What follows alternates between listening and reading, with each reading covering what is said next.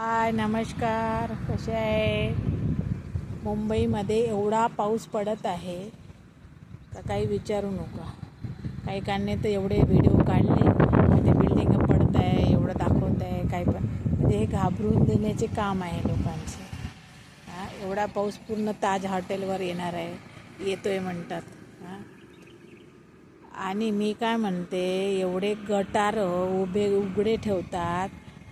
प्रशासन गेलं कुठं? 4-5 लोक पडले, 2 मुलं पडले त्याच्यामध्ये. आणि काम करा तुम्ही.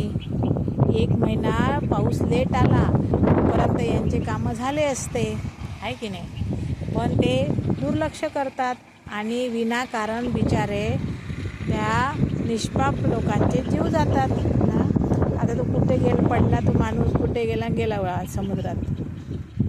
काहीतरी लक्ष द्या. BMC वाले, परत ते महानगरपालिकेवाले सगळे जरासं लक्ष ठेवा. आणि त्याच्यामध्ये काहीच होत नाही, पण सामान्य माणसाचे फार हाल होते. सर्व्हिसच्या बाया जायला पाण्यात पावसाळ्याचे आता चालत जा लागते. पडलं एखादं तर ते गटार साफ आधीच करा. उन्हाळ्यात इतके दिवस होते ना तुम्हाला, तरी तुम्ही केले नाही. आता काय करावं? बाय. हा व्हिडिओ आवडला तर नक्की शेअर करा.